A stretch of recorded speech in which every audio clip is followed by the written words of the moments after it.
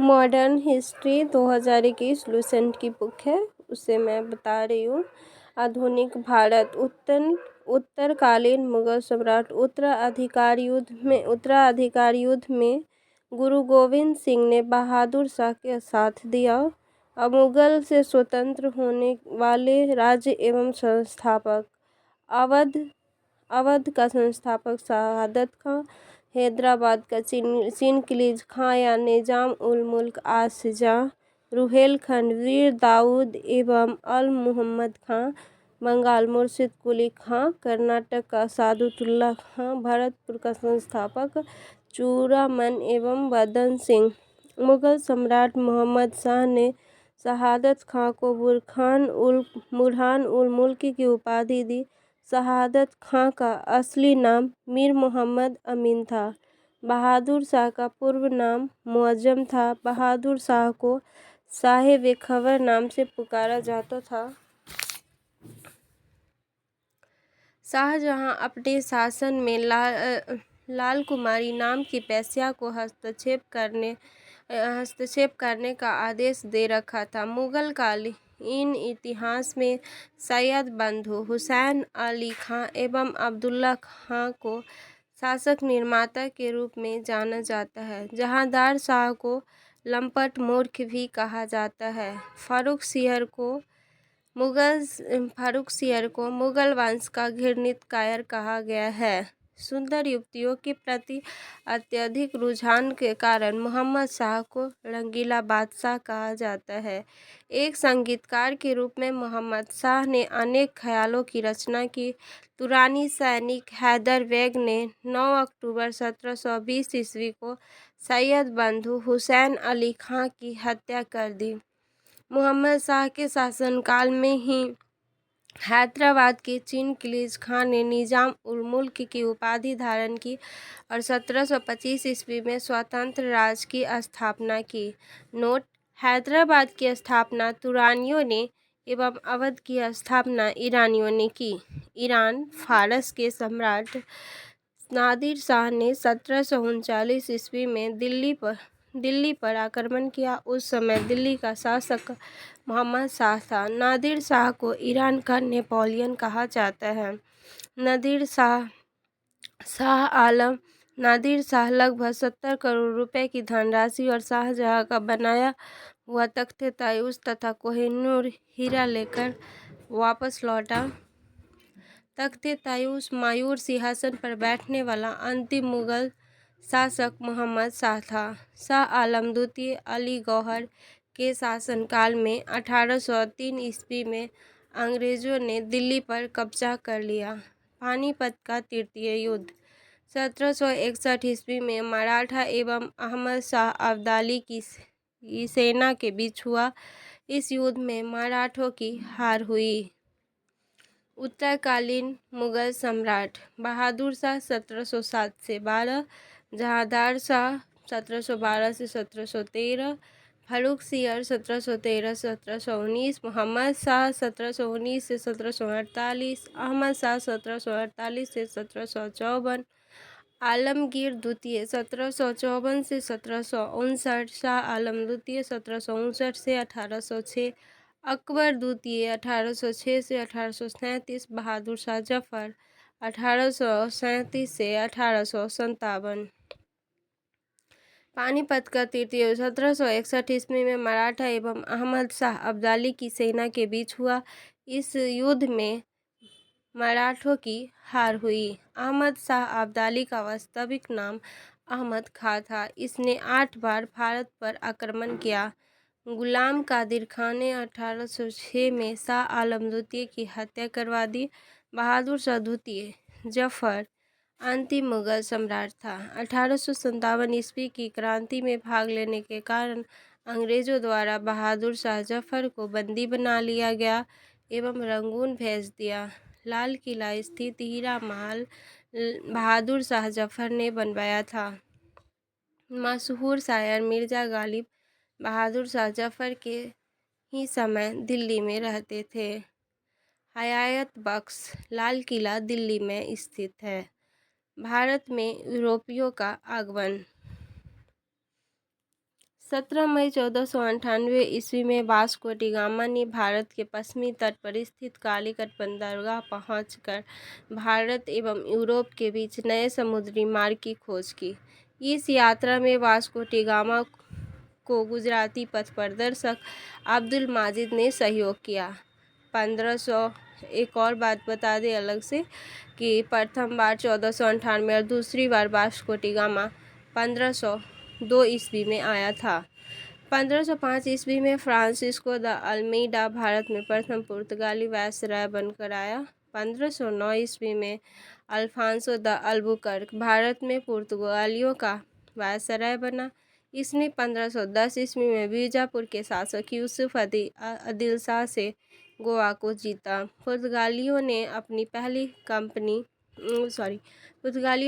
पहली व्यापारिक कोठी कोचीन में खोली। दक्षिण पूर्वी तट पर पुर्तगालियों की एकमात्र बस्ती संथो में थी। पुर्तगालियों के बाद भारत में डच लोग आए। पहला डच यात्री कर्लेनियन हाउटमैन 1596 ईस्वी में भारत के सुमात्रा पूर्व पहुंचा। डचों ने भारत में अपनी प्रथम व्यापारिक कोठी या फैक्ट्री 1605 ईस्वी में मछलीपट्टनम में स्थापित की। डचों की दूसरी व्यापारिक कोठी पुलिकट में स्थापित हुई, जहां उन्होंने अपने स्वर्ण सिक्के पैगोडा को ढाला और पुलिकट को ही समस्त गतिविधियों का केंद्र बनाया। डचों ने भारत में प्रथम बार औद्योगिक वेतनभोगी रखे। डचों का भारत में अंतिम रूप से पतन 1759 ईस्वी को अंग्रेजों एवं डचों के मध्य हुए बेदरा युद्ध से हुआ। 31 दिसंबर 1600 ईस्वी को इंग्लैंड की रानी एलिजाबेथ प्रथम ने ईस्ट इंडिया कंपनी को अधिकार पत्र प्रदान किया। प्रारंभ में ईस्ट इंडिया कंपनी में 217 साझीदार थे और पहला गवर्नर थॉमस स्मिथ था। कंपनी और स्थापना वर्ष पुर्तगाली ईस्ट इंडिया कंपनी 1498, अंग्रेजी east India company 1600, Dutch east India company 1602, Danish east India company 1616 ईस्वी, फ्रांसीसी ईस्ट इंडिया कंपनी 1664 ईस्वी, स्वीडिश ईस्ट इंडिया कंपनी 1731 ईस्वी।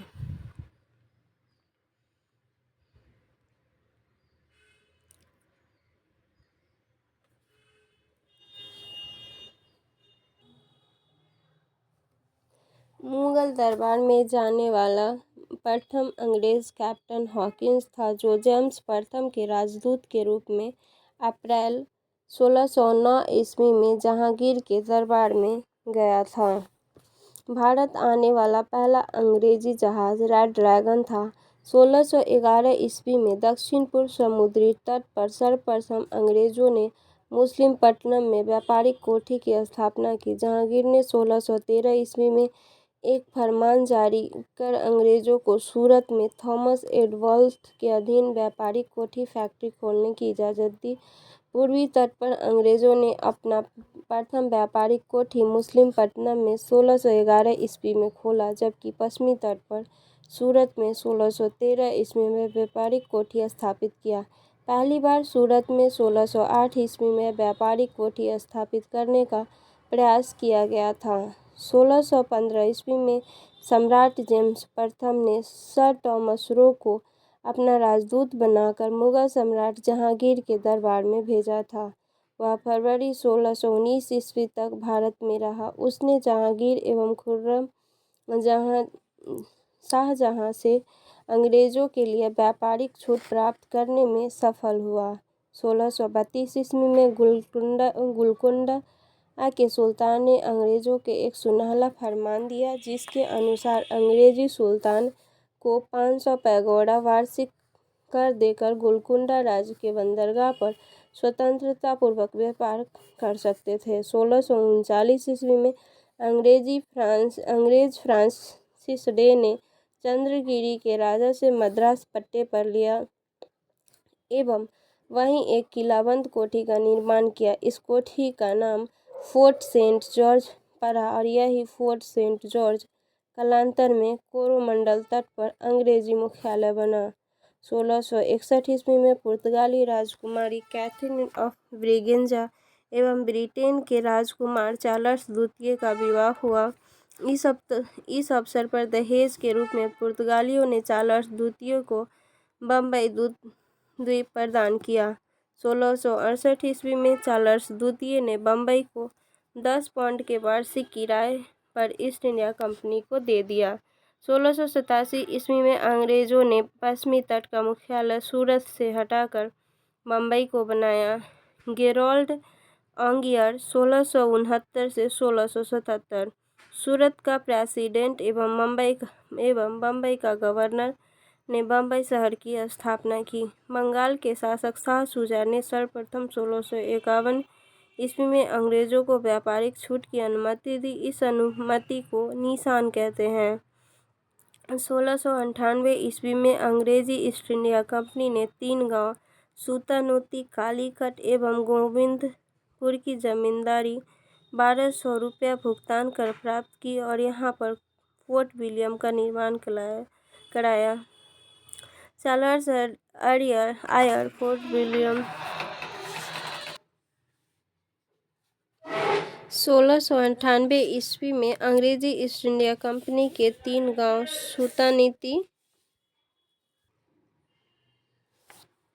सूतानीति, कालीकट एवं गोविंदपुर की जमींदारी 1200 रुपये भुगतान कर प्राप्त की और यहाँ पर फोर्ट विलियम का निर्माण किया। चार्ल्स आयर फोर्ट विलियम के प्रथम प्रेसिडेंट थे। कालांतर में यही कोलकाता नगर कहलाया, जिसकी नींव जॉर्ज चौरनॉक ने रखी। भारत में फ्रांसीसियों की प्रथम कोठी फ्रैंको कैरो के द्वारा सूरत में 1668 ईस्वी में स्थापित की गई। 1674 ईस्वी में फ्रांसीसी कंपनी के निदेशक फ्रैंकिस मार्टिन ने वालीकोंडापुर के सूबेदार शेर खां लोदी से पुदुचेरी नामक एक गांव प्राप्त किया, जो कालांतर में पांडिचेरी के नाम से जाना गया। प्रथम कर्नाटक युद्ध 1746 से 48 ईस्वी ऑस्ट्रेलिया के उत्तराधिकार युद्ध से प्रभावित था। 1748 ईस्वी में हुई एलापल की संधि के द्वारा ऑस्ट्रेलिया का उत्तराधिकार युद्ध समाप्त हो गया और इसी संधि के तहत प्रथम कर्नाटक युद्ध समाप्त हुआ। दूसरा कर्नाटक युद्ध 1749 से 1754 ईस्वी में हुआ। इस युद्ध में फ्रांसीसी गवर्नर डुप्ले की हार हुई, उसे वापस बुला लिया गया और उसकी जगह पर गोडेहू को भारत में अगला फ्रांसीसी गवर्नर बनाया गया। पांडिचेरी की संधि जनवरी 1755 ईस्वी के साथ विराम हुआ।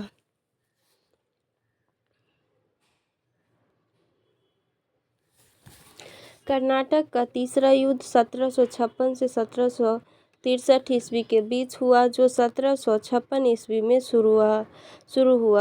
शुरू हुए सप्तवर्षीय युद्ध का ही एक अंश था। पेरिस की संधि होने पर कर्नाटक का तीसरा युद्ध समाप्त हुआ।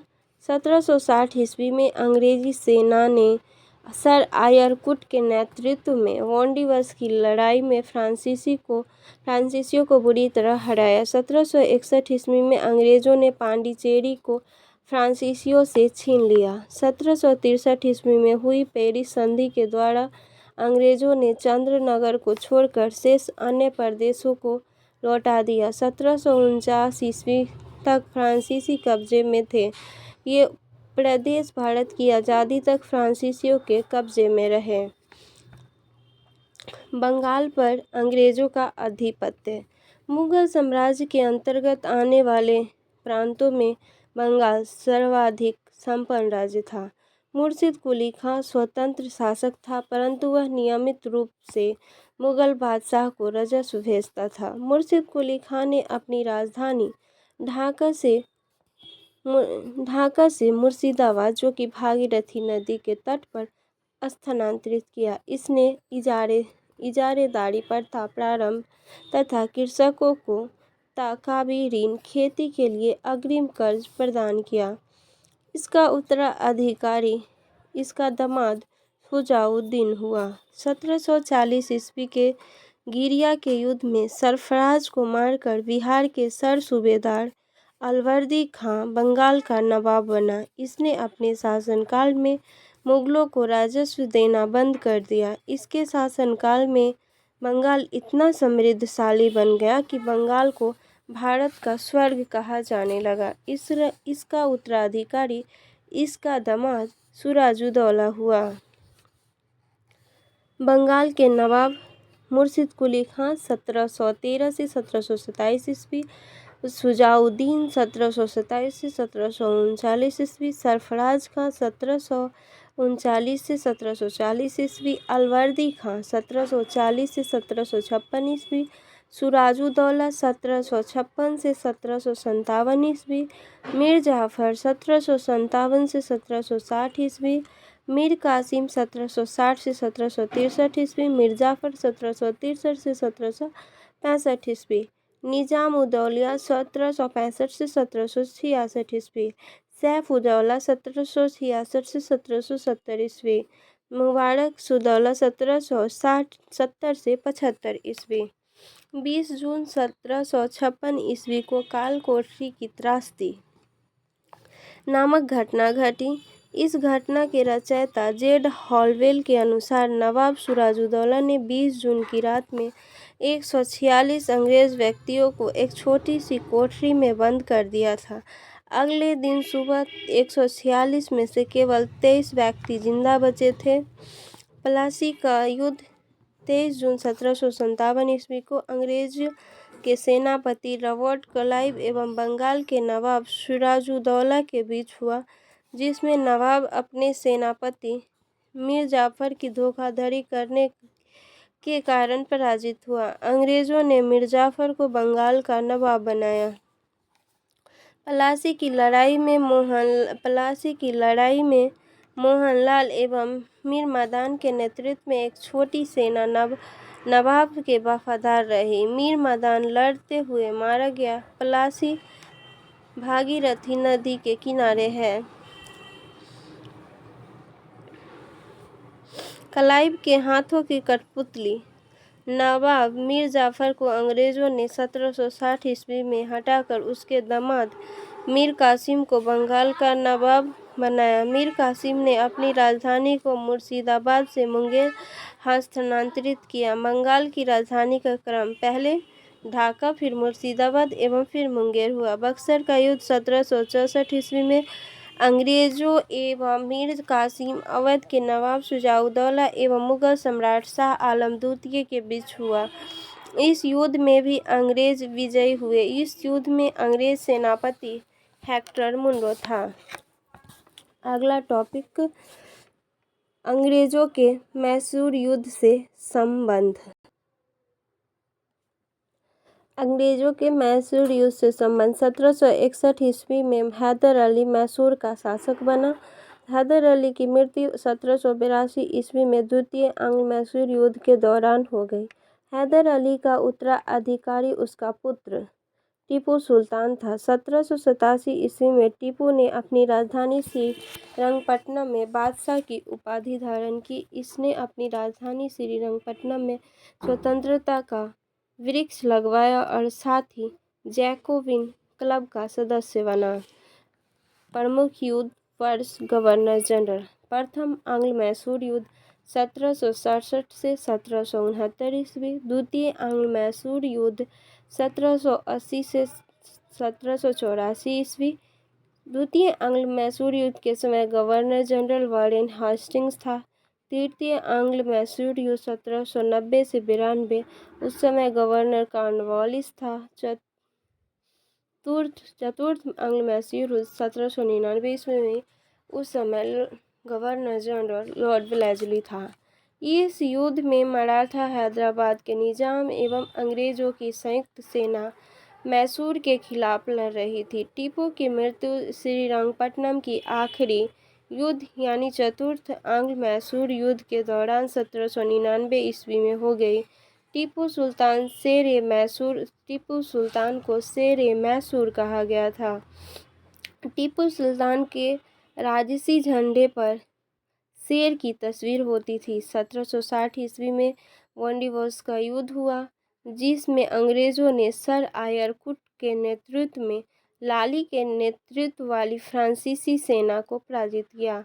महत्वपूर्ण संधियाँ: प्रथम आंग्ल मैसूर युद्ध में मद्रास की संधि 1769, द्वितीय आंग्ल मैसूर युद्ध में मंगलौर की संधि 1784 ईस्वी, तृतीय आंग्ल मैसूर युद्ध श्रीरंगपट्टनम की संधि 1792 ईस्वी। सिख एवं अंग्रेज। अगला टॉपिक हो गया सिख एवं अंग्रेज। सिख संप्रदाय की स्थापना का श्रेय गुरु नानक प्रथम गुरु को है। गुरु नानक के अनुयायी ही सिख कहलाए। ये बादशाह बाबर एवं हुमायूं के समकालीन थे। 1496 ईस्वी की कार्तिक पूर्णिमा को नानक आध्यात्मिक पुनर्जीवन का आभास हुआ। गुरु नानक ने गुरु का लंगर नामक निःशुल्क सहभागी भोजनालय स्थापित किए। गुरु नानक ने अनेक स्थानों पर संगत धर्मशाला और पंगत लंगर स्थापित किए। संगत और पंगत ने गुरु नानक के अनुयायियों के लिए एक संस्था का कार्य किया जहां वे प्रतिदिन मिलते थे।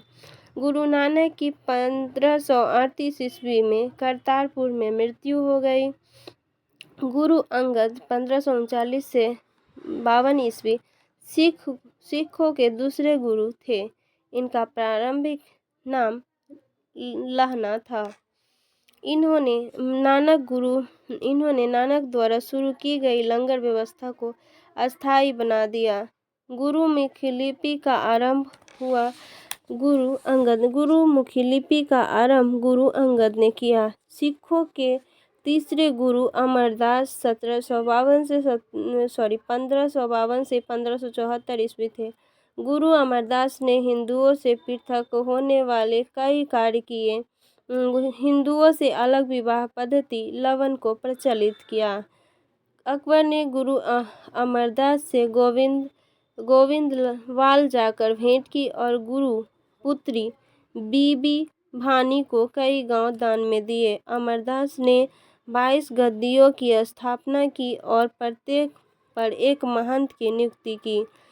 बीबी के पति रामदास 1574 से 1581 सिखों के चौथे गुरु हुए।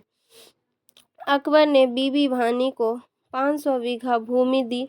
गुरु रामदास ने इसी भूमि पर अमृतसर नामक जलाशय खुदवाया और अमृतसर नगर की स्थापना की। गुरु रामदास ने अपने तीसरे पुत्र अर्जुन को गुरु का पद सौंपा। इस प्रकार इन्होंने गुरु पद को पैतृक बनाया।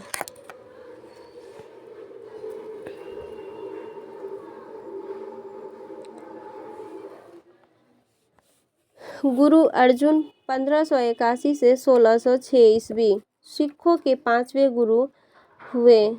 इन्होंने सिखों के धार्मिक ग्रंथ आदि ग्रंथ की रचना की। इसमें गुरु नानक को प्रेरणाप्रद प्रार्थनाएं और गीत संकलित है। गुरु ग्रंथ साहिब यानी आदि ग्रंथ में सिख गुरुओं के साथ साथ कबीर, नामदेव एवं रैदास की रचनाओं को भी सम्मिलित किया गया है। गुरु अर्जुन ने अमृतसर जलाशय के मध्य में हरमंदिर साहब का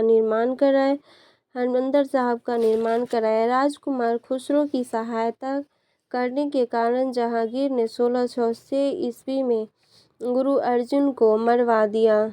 सिखों के छठे गुरु गुरु गोविंद सिंह 1606 से 1645 ईस्वी हुए। इन्होंने सिखों को सैन्य संगठन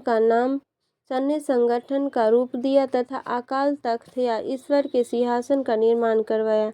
ये 2 तलवार बांधकर गद्दी पर बैठते थे एवं दरबार में नगाड़ा बजाने की व्यवस्था की। इन्होंने अमृतसर की किलेबंदी की। सिखों के सातवें गुरु हर राय हुए। सिखों के सातवें गुरु हर राय 1645 से 61 ईस्वी हुए।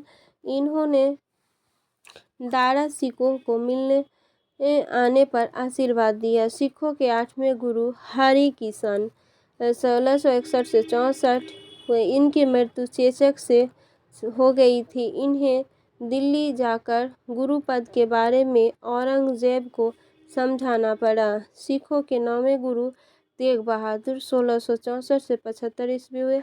इस्लाम स्वीकार नहीं करने के कारण औरंगजेब ने इन्हें वर्तमान शीशगंज में गुरुद्वारा के निकट मरवा दिया। सिखों के 10वें एवं अंतिम गुरु गोविंद सिंह 1675 से 1708 ईस्वी हुए। इनका जन्म 1666 ईस्वी में पटना में हुआ था। गुरु गोविंद सिंह अपने को सच्चा पातशाह कहा। इन्होंने सिखों के लिए 5 का कार्य अनिवार्य किया, अर्थात प्रत्येक सिख को केस, कंघा, कृपान, कच्छा और कड़ा रखने की अनुमति दी और सभी लोगों को अपने नाम के अंत में सिंह शब्द जोड़ने के लिए कहा।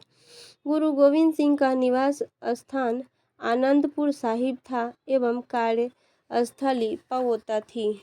गुरु गोविंद सिंह ने फारसी में जफरनामा लिखे। इनके 2 पुत्र फतेह सिंह एवं जोरावर सिंह को सर हिंद के मुगल फौजदार वजीर खान ने दीवार में चिनवा दिया। 1699 ईस्वी में वैसाखी के दिन गुरु गोविंद सिंह ने खालसा पंथ की स्थापना की। पाहुल प्रणाली की शुरुआत भी गुरु गोविंद सिंह ने की। गुरु गोविंद सिंह ने सिखों के धार्मिक ग्रंथ आदि ग्रंथ को वर्तमान रूप दिया और कहा कि अब गुरुवाणी सिख संप्रदाय के गुरु का कार्य करेगी। गुरु गोविंद सिंह की हत्या 1708 ईस्वी में नादेर नामक स्थान पर कुल खां नामक पठान ने कर दी। बंदा बहादुर इनका जन्म 1670 ईस्वी में पुंछ जिले के रजौली गांव में हुआ था। इसके बचपन का नाम लक्ष्मण दास था। इनके पिता रामदेव भारद्वाज राजपूत थे। बंदा का उद्देश्य पंजाब में एक सिख राज स्थापित करने का था। इसके लिए उन्होंने लोहगढ़ को राजधानी बनाया। इन्होंने गुरु नानक एवं गुरु गोविंद सिंह नाम के सिक्के चलवाए। बंदा ने सरहिंद के मुगल फौजदार वजीर खां की हत्या करवा दी।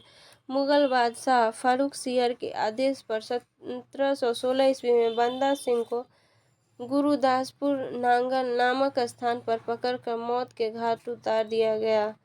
शाहदारा कत्लगढ़ी के नाम से विख्यात है, जहां बंदा ने हजारों मुगल शासकों को मौत के घाट उतार दिया था।